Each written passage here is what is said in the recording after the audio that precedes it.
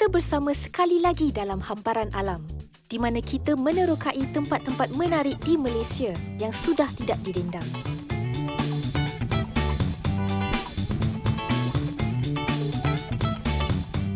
Dalam episod kali ini, kita ke sebuah negeri pantai timur yang sangat popular di kalangan pengunjung dari serata dunia.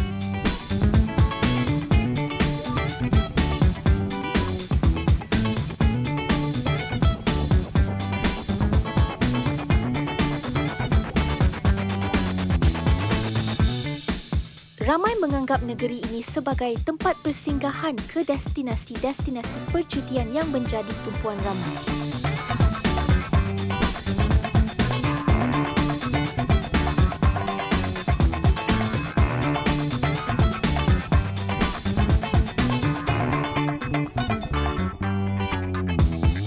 Terengganu menjadi destinasi kita kali ini. Seperti biasa, kita akan mencungkil beberapa rahsia yang tidak diketahui ramai ataupun sudah makin dilupakan.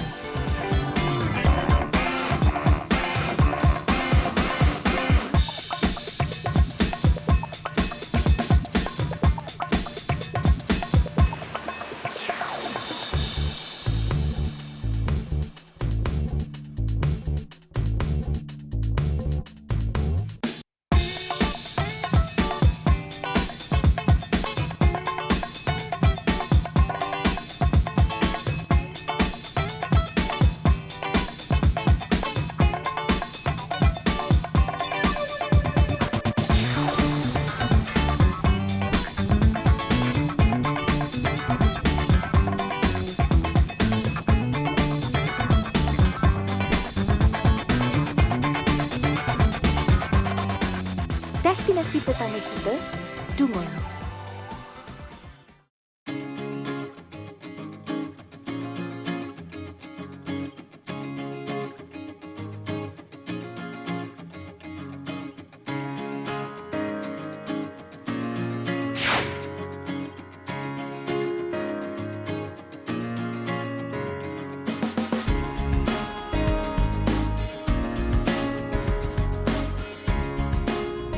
Nama Dungun dikatakan berasal dari nama pokok dungun yang sering dijumpai di kawasan paya air tawar. Dengan penemuan biji besi, daerah Dungun menjadi daerah yang termaju dan terkaya di negeri Terengganu. Malah ianya menjadi terkenal di antara negara-negara luar, khususnya negara pengimport besi seperti Korea, Jepun dan sebagainya.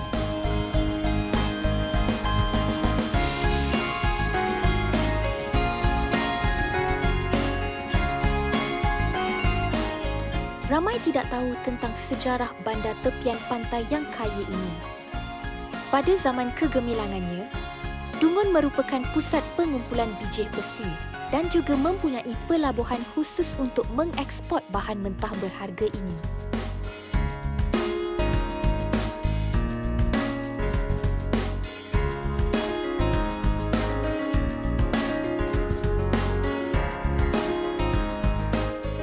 Kerana ini, Bandar Dungun menjadi tumpuan ramai pengusaha besi daripada luar negara. Daripada era 1920-an sehinggalah ke 1970-an, Dungun sudah pun menjadi bandar yang didominasi oleh ekspatriat.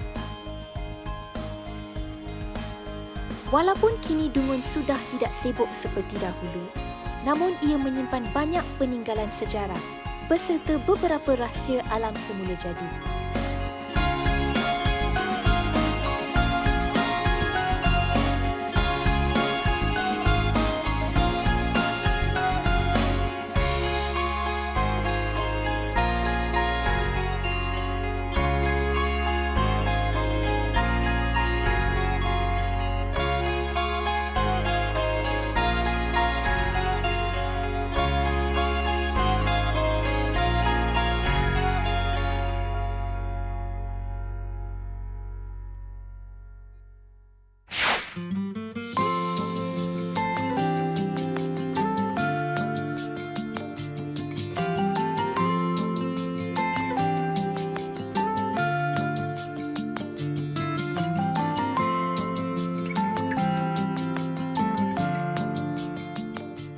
Lapan kilometer daripada Bandar Dungun, terdamparlah hamparan pantai yang unik iaitu Pantai Teluk Gadong.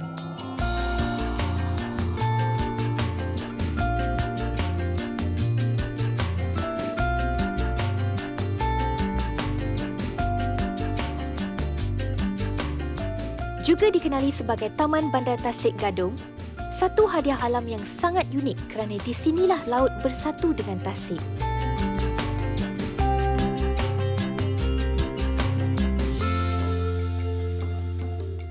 Tasik lateral ini terletak di penghujung kampus UiTM Dungun.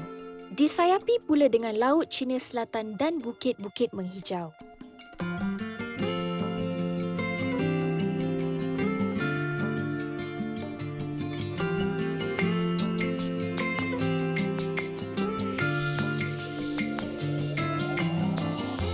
Sebaik sahaja tiba di sini, kita akan diselubungi ketenangan dan kedamaian, sungguh pun hanya sekangkang kera daripada bandar.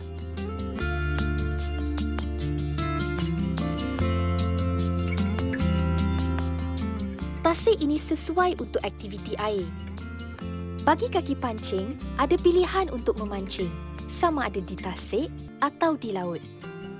Kalau tidak pun, datang untuk merehatkan minda di tengah-tengah keindahan alam ini.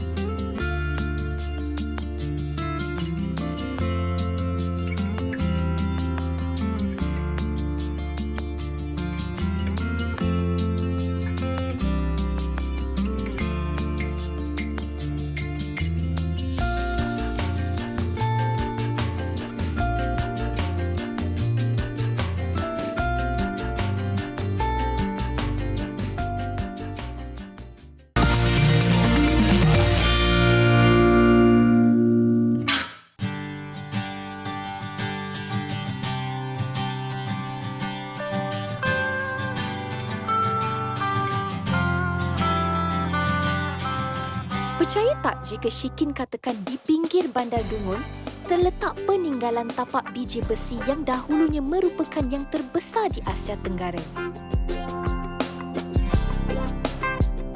Ya para penonton, yang terbesar. 33 km daripada Bandar Dungun ialah Bandar Bukit Besi. Ianya telah beroperasi dari tahun 1916 sehinggalah 1970. Operasinya sangat besar sehingga ia diberi status sebuah bandar. Hebat kan? Bukit Besi merupakan salah satu bandar kecil yang terdapat di Dungun, Terengganu. Ianya merupakan kawasan pelongongan biji besi yang terkenal pada suatu ketika dahulu. Siapa cakap Terengganu tak ada kereta api? Ada, tapi cuma kegunaan dia untuk mengangkut biji besi. Sekarang, sejarah.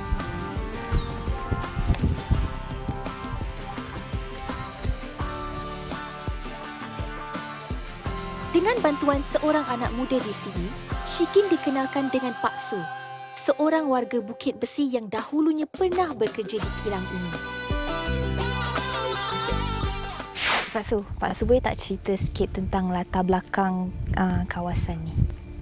Asal dia atas bukit. Dia kan batu tu lori bawa dia tempat tu. Dia turun tempat tu, dia masuk dalam keresa. Dia panggil keresa yang tempat mamu batu tu. Oh, okey, kat sinilah. Atas. Atas tu lagi, tinggi lagi. lagi. Atas lagi. Tinggi lagi atas tu dia mamu ni. Dia turun sini. Masuk sampai sini. Dia pergi dalam troma dia panggil. Dia masuk dalam tu dia cuci. Cuci dengan air. Bila cuci tu hak yang cuci tu dia keluar jatuh sini. Oh. Sini kat lubang. Okay. Ni lubang ni untuk biji je ni. Dia ada terowong kan? Dia tarik sikit dapat kena. Kereta api tarik sikit. Habis kalau kata 50 kak, dia lepas. Orang lain meluk masuk. Orang tani dia tarik pergi ke Dungun. Ke Cura. Okey. Masuk Bukit Tebuk. Bukit Tebuk ada tahu? Tak ni, baru pertama kali dengar. Ada Bukit Tebuk. Yang Alu tu dia pergi sana, Paya. Sebelah sana. Dia macam itulah. Dia pergi sana. Dia okey. pergi air yang kotor tu pergi ke tasik. Dia air tu dia sedut balik pula yang cuci tu. Yang kotor tu kotor lah. Jadi, okey. Macam yang depan ni apa Pak Su? Ni bumbung. Saya ingat dia isi biji juga saya ingat. Juga samalah. Ni orang lama lagi, orang Jepun lagi ni. Ya ke bila tu? Dia tak tahu Jepun jadi kita mari. Dia bumbung mari kecil lagi. Perang Jepun tahun berapa dah tahu. Kiranya Pak Su datang sini memang dah ada lah benda tu. Benda dah ada dah. Tu benda ada, Pak Mu dah nak cerita lah. Tak tahu nak cerita pun dia macam mana, betul. Kiranya dulu memang mesin yang jaga pakai pekerja juga ke? Pekerja semua. Pakai juga, pekerja semua. Orang sini ke orang luar? Orang luar lah mari sini. Sini Cina, Melayu, India. Yang bekerja kat sini lah. Kerja. Kita masih boleh terokai struktur yang ada di sini. Tetapi, kita hanya dapat melihat peninggalan yang masih berdiri di atas tanah ini.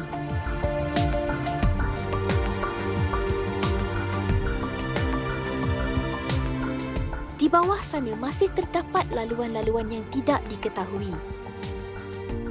Kalau betul kata Pak Su tentang plan pembangunan tapak ini, mungkin laluan-laluan ini boleh diterokai oleh orang ramai kelak.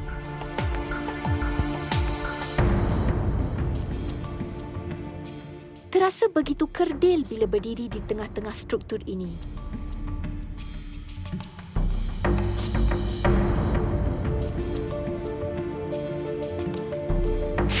Okey cik, sekarang ni kita kat mana? Sekarang kita ni Templang. Templang. Dia panggil Templang sini. Templang. Ini baru orang putih panggil Templang. Templang. Kiranya ni pelumbungan biji jugalah. Bukan biji juga. Sama-sama biji lah. Pada sini kilang biji kaci. Biji kaci bukan biji besi. Lain. Ni lain. Dulu biji besi masa Jepun. Sekarang dia orang putih ambil berubah biji kaci sini. Kiranya atas dengan bawah ni sama-sama lah Jepun. Ni memang ni Jepun biji besi punya. Kilang biji besi, biji kaci sebelahnya. Tu biji kaci tu dalam fire. Dia orang ambil tu. Baki-baki. Apa kiranya ni samalah macam yang tadi kita tengok yang British tu, cuma yang ni Jepun punya lah. Ni Jepun punya. Tadi orang putih punya buat. Jom.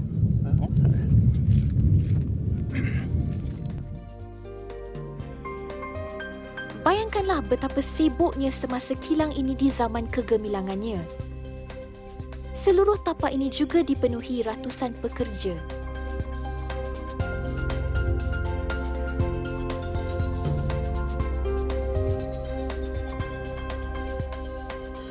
Seolah macam tak percaya yang Shikin sedang berdiri di tapak biji besi yang terbesar di Asia Tenggara satu masa dahulu.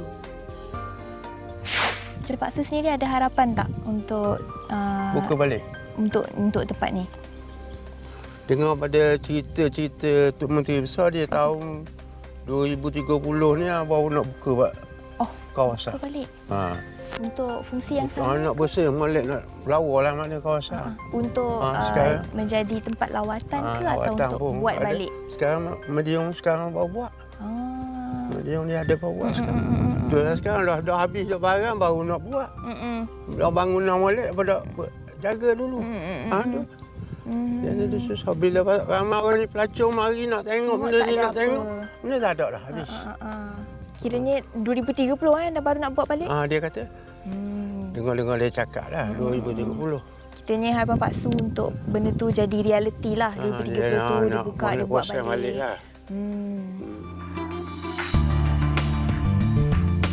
Penemuan biji besi di sini telah dibuat oleh ahli kaji bumi Jepun dan kemudiannya diusahakan oleh Nippon Mining Company dan diambil alih oleh pihak British selepas Perang Dunia Kedua.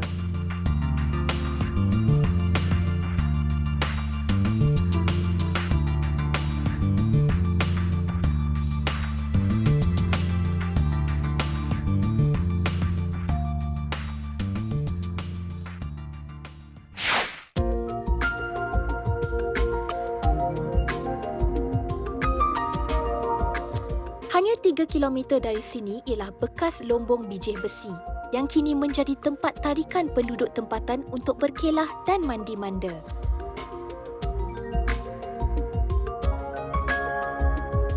Air Tasik Biru yang dikelilingi kehijauan alam menjadikan Tasik Puteri satu lagi destinasi riadah yang mesti dikunjungi. Limpahan air tasik memberi pengalaman mandi di air terjun.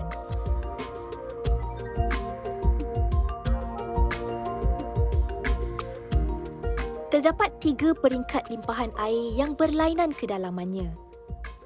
Ramai lebih selesa di peringkat ketiga kerana airnya tidak berapa dalam.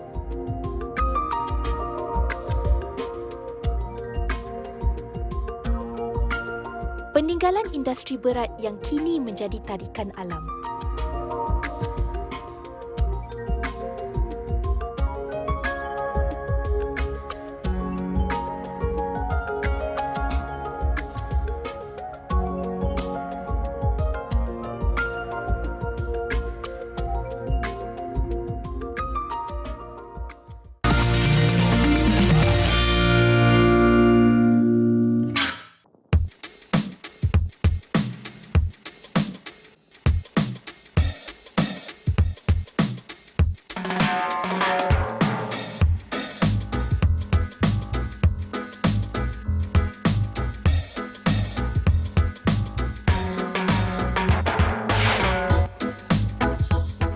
Sebelum ditawan oleh kafe-kafe berantai dari negara barat, budaya kedai kopi ini sudah lama berkembang di kalangan warga Malaysia. Kalau di Kemaman ini, kedai kopi Hai Peng memang tidak asing lagi.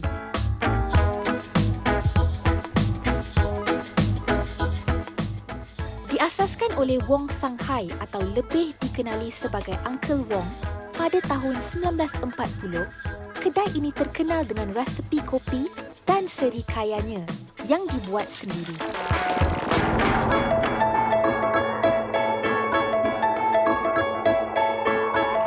Tidak banyak yang berubah kecuali beberapa menu yang baru dan hasil idea anak bongsu Uncle Wong. Kedai kopi Hai Peng kini menjual serbuk kopi berpaket.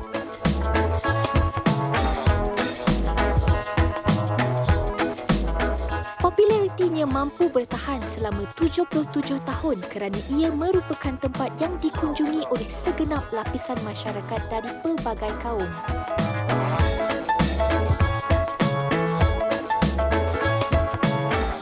Rasanya, jika keluarga Uncle Wong mahu mengembangkan cawangannya ke seluruh negara, pasti akan mendapat sambutan yang hangat. Mampu memberi saingan kepada kafe-kafe berantai yang sedang menular.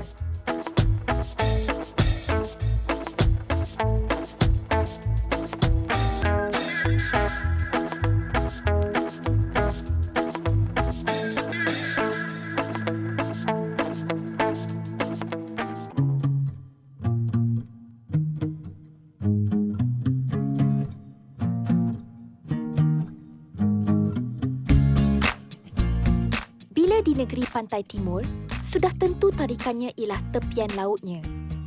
Bila di Kemaman, pantai Teluk Mak Nik ialah bintang utamanya.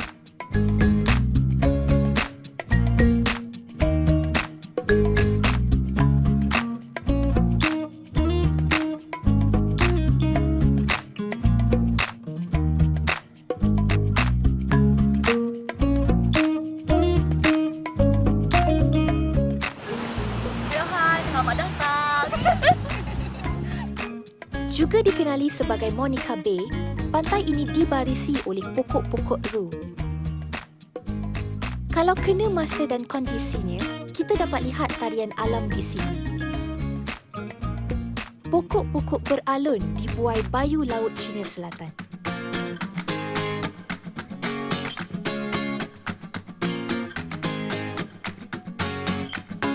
Ramai tidak tahu yang di hujung pantai inilah terletaknya satu tapak penetasan dan perlindungan penyu. Sanctuary ini melindungi anak-anak penyu daripada pemburu haram dan haiwan pemangsa lain. Telur-telur penyu dijaga sehinggalah peringkat penetasan. Kemudian, anak-anak penyu ini dilepaskan ke laut. Sejak ditubuhkan, banyak penyu kembali bertelur di pantai ini.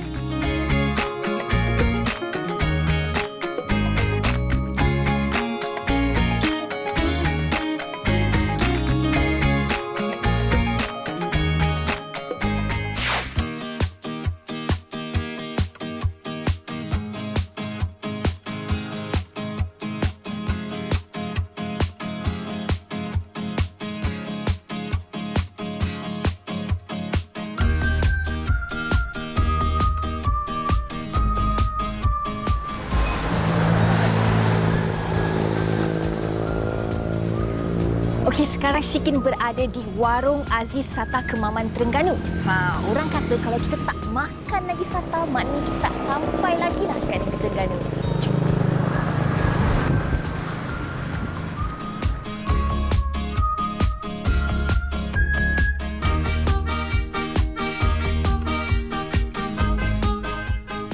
Encik Aziz membuka perniagaan satarnya seolah sudah ditakdirkan. Dia menamakan kedainya Warung Aziz Sata yang sehingga kini senang diingati kerana nama ini dikaitkan dengan seniman popular Aziz Sata. Warung legenda ini terletak di Kampung Geliga. Apakah rahsia kejayaannya sehingga kini? Betul ke desas-desus tentang keenakan satarnya? Mengapa ramai yang ke sini mencari Warung Aziz Sata? Syikin bernasib baik kerana dapat berjumpa dengan Encik Aziz sendiri. Okey, Encik Aziz. Ya, saya. Boleh tak kalau Pakcik cerita sikit tentang latar belakang warung Pakcik? Latar belakang warung ni lebih katakan kita ambil daripada mak ayah kita dulu. Boleh katakan turun-temurun lah. Daripada tahun mak ayah saya perusahaan ni kan. Tahun 50-an, 60-an, 70-an. Jika dia orang tu tak ada, saya ambil alih produk-produk ini. Sampai ke sekarang. Kiranya ambil alih daripada tahun 73 saya ambil alih. Tahun 73 sampai sekarang. Ya, saya ambil memang alih. Daripada tahun 73 memang menu yang sama ke? Contohnya kalau tahun kita yang Pak Aziz yang tersohor dalam Malaysia ni, produk Pak Aziz sata, otok-otok, pulut panggang, kerupuk, goreng, batu pai, ikan. Yang lain-lain ni Pak Aziz buat sampingan lebih kurang 10 tahun yang dulu lah. Pak Aziz naikkan. Contoh sate ikan ni, pulut deriam, pulut mangga, ikan celup tepung, sutun celup tepung, ketan celup tepung, udang celup tepung. Memang ini sahaja menu yang ada ke atau ada lagi menu yang lain? Banyak lagi produk Pak Aziz, banyak lagi. Contohnya macam ada masakan panas, ikan bakar, nasi putih, ulam-ulam yang budu, ada belacang, ada yang ikan tawar, macam sup tulang, semua ada.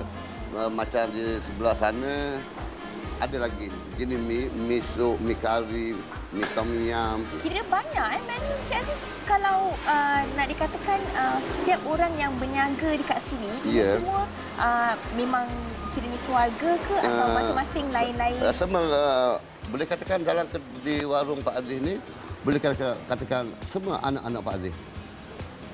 Satu anak Pak Aziz bagi 6 menu. Satu orang anak 6 menu. Jadi sekarang ni ada 7 anak dalam warung ni. Kalilah kalau 6 menu seorang, kali dengan 7 orang. Kiranya masing-masing kena 6 menu tu kena betul-betul boleh buat macam tu? Ya, semua boleh buat. Semua boleh, dia orang boleh. Ini keluarga punya perniagaan? Ya, keluarga punya berniaga. Macam waktu operasi? Kita bermula dengan 9.30 9.30. sampai ke pukul 10.30 malam. Ada apa-apa perancangan untuk buka luar daripada Kemaman? Saya, Pak Aziz kalau boleh, kalau ada kerajaan Malaysia bersatu dengan Pak Aziz, dengan produk Pak Aziz ni, Pak Aziz akan berdiri pada wah-wah ke luar negara. Cita-cita Pak Aziz memang untuk luar negara. Sepanjang memiliki perniagaan ni, ada tak kenangan pahit ke, manis ke yang boleh Kenangan pahit dalam niaga, Pak Aziz tak nak cerita lah. Macam-macam. Macam-macam ada. Turun naik adab niaga lah. Jatuh dan rebah tu adab niaga. Tapi Pak Aziz sabar.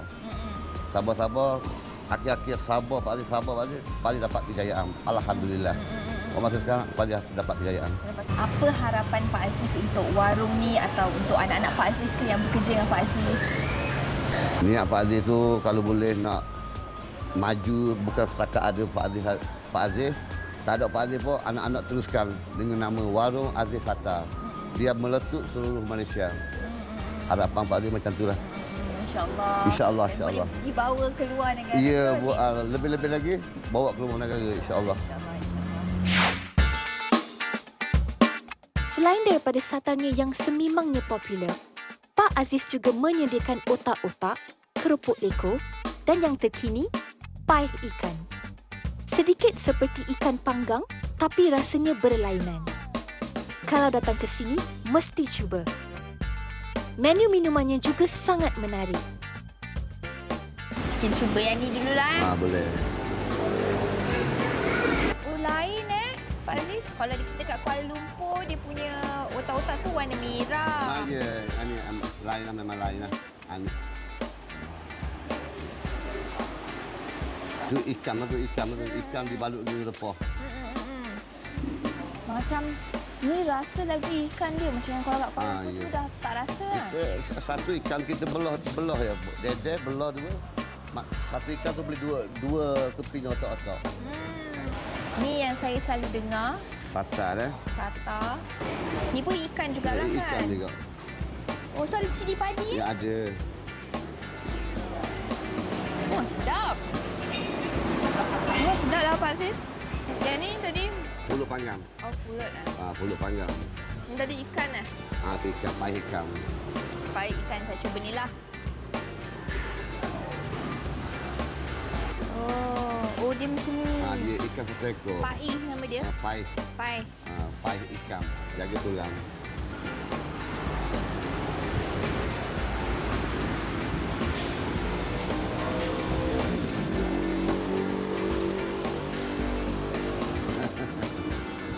Sedap.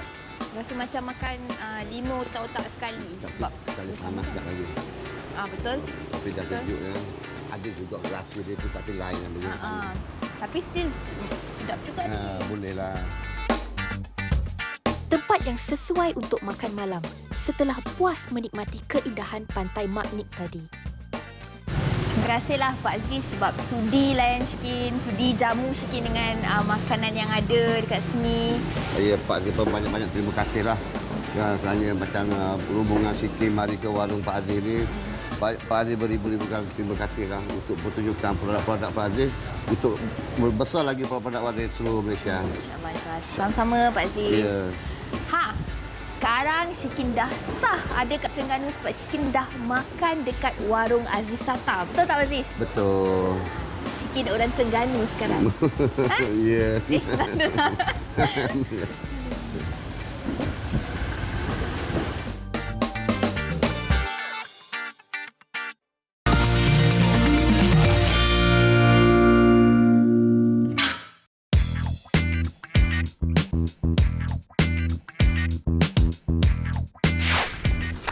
Nampak tak belakang Syikin? Itulah air terjun Cemerong. Kita ada lagi 2 jam setengah untuk sampai ke sana. Jom.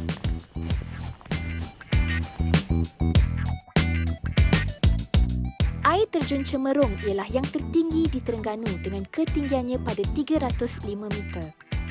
Terletak di dalam kawasan hutan lipul Sungai Cemerong dan akan mengambil masa 2 jam setengah untuk ke kemuncak air terjunnya.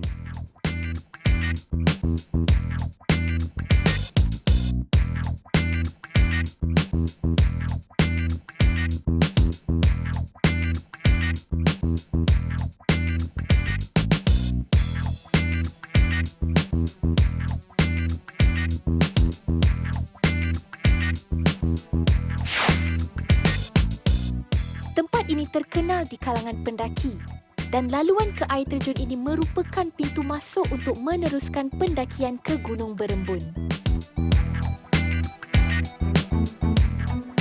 Pergi tu kat sini lah, air terjun Cemerong. Saya biasa bawa orang pergi sana, habis pusing semua tu. Untuk kita kata Bali. Yang Sungai Bangang ni kat mana? Yang Sungai Bangang tu Sungai Bali. Ni air terjun Lasir, Sungai Bali. Kalau nak buat ni semua 3 hari 2 malam lah. 3 hari 2 malam. Okey. Dan sekarang ni kita tak ikut trek ni. Oh. Ni trek ni yang hitam ni. Tapi sekarang ni kita tak ikut trek ni, kita akan ikut sebelah sini. Kenapa? Sebab ni trek untuk mendaki. Oh, sekiranya kita kalau ikut trek tu tak ada potong ke sini ke macam mana? Dia ada kat turun ke sini. Tapi Tapi kita tak ikut lah sebab sini tinggi sangat. oh, dia macam ni.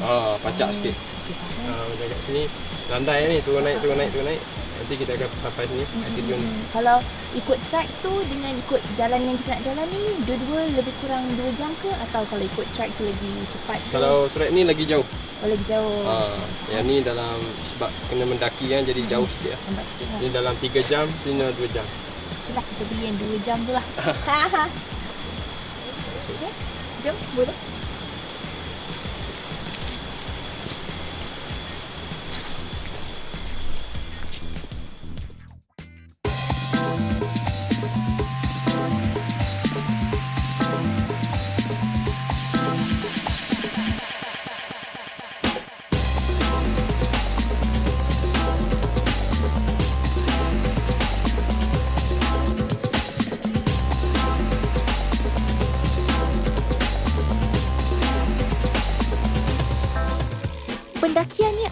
suram dan jauh, tetapi tidak begitu terasa kerana Shigin diasyikkan dengan keindahan flora dan faunanya.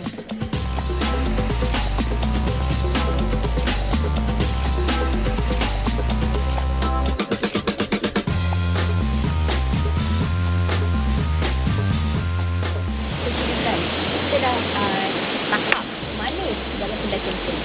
Sekarang ni kita telah berjalan dalam 300 meter. Jadi ada lagi dalam 500 meter. Oh, tak sampai separuh pun? Tak lebih kurang lah. Separuh, nak dekat separuh tadi? Lepas tu lah? Dalam 500 meter je lagi. Oh, okey. Okey. Jom.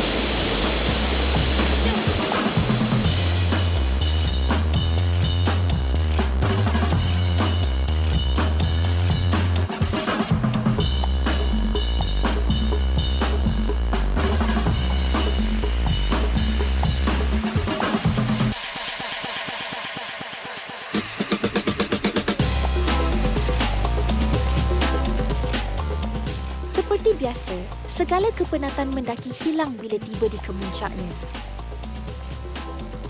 Deruan air yang kuat, kedinginan angin yang menyapa kulit, serta keindahan takungan air segar yang memanggil-manggil, menyemarakkan nafas yang lelah ini.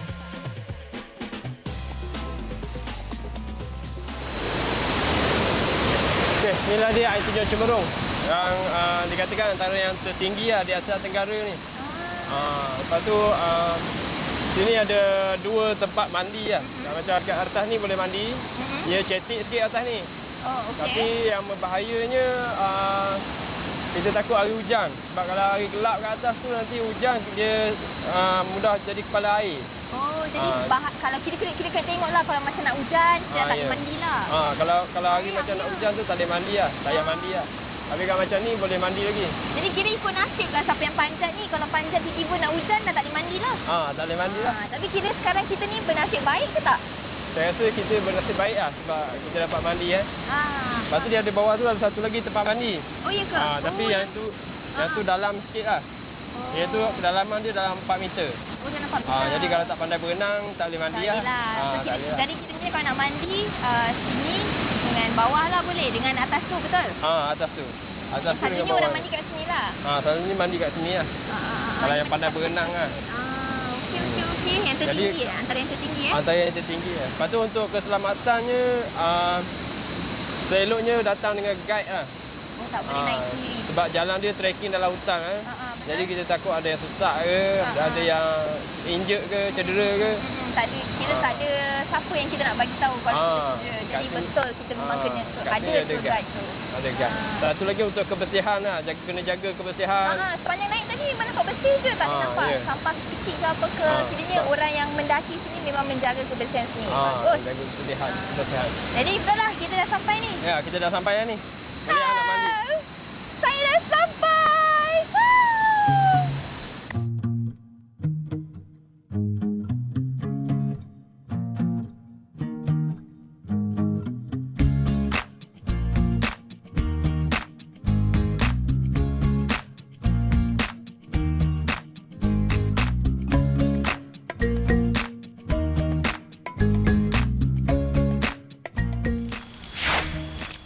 Terletak 60 km dari Bandar Dungun, air terjun Cemerung merupakan satu tumpuan pelancong yang mahu bermandi-mandi dan berkelah.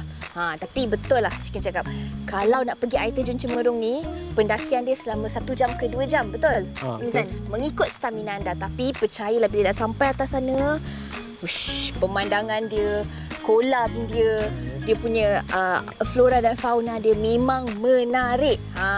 Rugi siapa yang tak datang kat sini. Okey. Cik Mizan, lepas ni kita nak pergi mana? Lepas ni kita pergi ke Sungai Bangang. Tempat tu menarik untuk rekreasi mandi-manda bersama keluarga. Okey. Di situ ada disediakan pelampung dan kedai-kedai untuk membeli belah. Jom kita pergi. Okey, jom.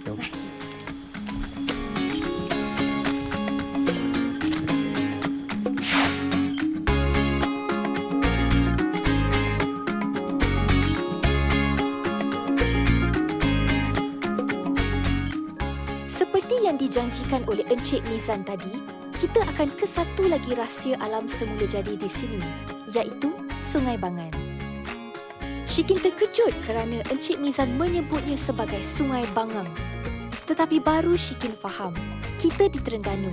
Jadi sebutan Bangan dalam logat dengung orang Ganu ialah Bangang. Okey, sekarang Shikin dah sampai dekat Sungai Bangan. Shikin ada satu masalah. Cik Mizan ni, tadi dia kata kat sini tapi dia tak ada. Tapi tak apa, kita jalan dulu cari dia, mungkin dia dekat depan sana.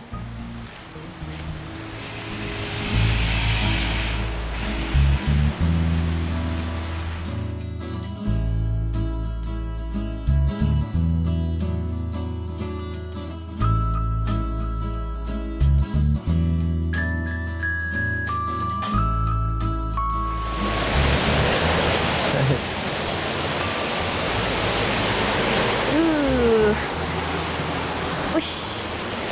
Dah lama sampai dah Cik Mizan? Baru juga lagi. Oh, baru. Okey. Wih, cantik. Ni nak tanya ni, boleh tak kalau Encik Mizan cerita sikit latar belakang sungai ni? Okey, sungai ni sebenarnya anak Sungai Dungun dia di sebelah Kampung Syukur ni. Okey, dekat sini dipanggil Lubuk Kain. Dipanggil Sungai Bangang. Okey. Sungai Bangang. Asal-usul Bangang tu menurut pada ketua kampung dia cakap dulu ada orang asli duduk kat sini. Lepas tu dia cakap orang asli tu ajak orang kampung makan. Tapi dia cakap bangan macam tu. Jom bangan. Oh, bahasa dia lah. Bahasa nak membahasakan makan tu bangan. Tu jadi bangan. Oh, Itu yang jadi Bangan tu, Sungai Bangan. Kiranya apa aktiviti yang sering dilakukan di sini? Okey, biasanya kat sini kalau pada hari Minggu tu orang daripada bandar tu mari sini. Dia akan mandi-mandi, lepas tu kat situ ada kawasan perkelahan sikit. Ada tempat makan-makan. Macam kat sini air sini dalam. Lepas tu yang bawah tu cetek sikit. Oh, okey. Lepas tu biasanya orang guna pelampung lah untuk mandi sini. Memang ramai lah yang akan dekat sini. Ramai. Orang buat hari macam untuk family day ke. Biasanya Sabtu Ahad lah kan. Sabtu Ahad lah. Biasa kita Sabtu Ahad. Okey. Menarik. Atin boleh, Shikin boleh cuba ni. Untuk mandi. Cuba ni? Ish, betul? Nanti naik daripada sini, turun pergi sana. Oh, lepas tu dari sana kalau nak naik balik, kena jalan balik, naik balik lah. Naik balik. Kiranya ni boleh lepas sini. Situ tak ada lah. Situ macam bahaya sikit lah. Start dari sini, lepas tu pergi sampai sana. Okey. Mandi ya. Boleh? Okey, boleh. Boleh.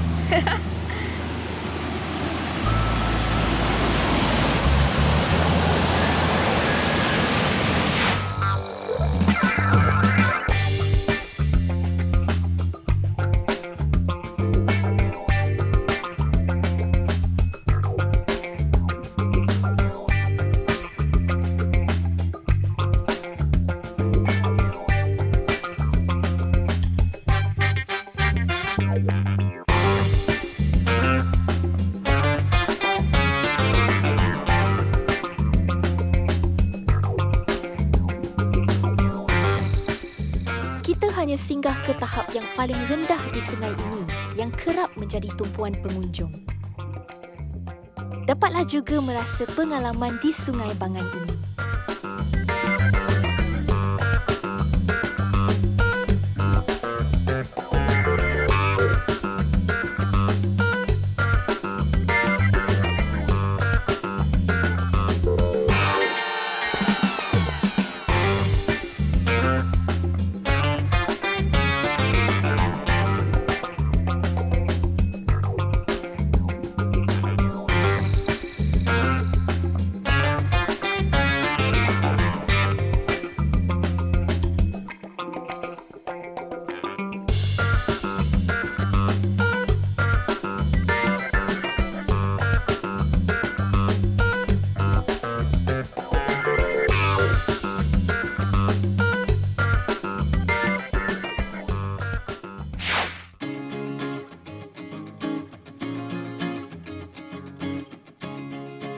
Seperti yang Shikin sebut di awal rancangan tadi, ramai pelancong menjadikan Terengganu sebagai persinggahan ke destinasi percutian yang lain, seperti Pulau Perhentian, Pulau Redang dan sebagainya.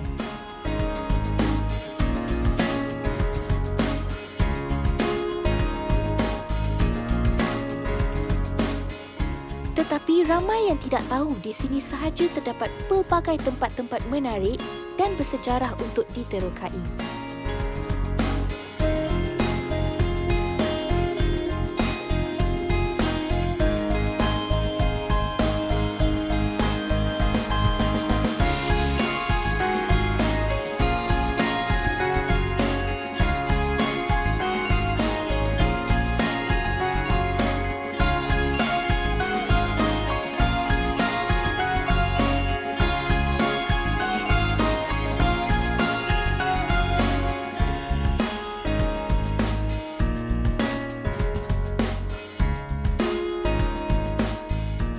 Memang tidak cukup ruang dan masa untuk menceritakan semuanya di sini. Jika ada rezeki lagi, kita harap dapat mendedahkan lokasi-lokasi lain yang unik di Terengganu ini.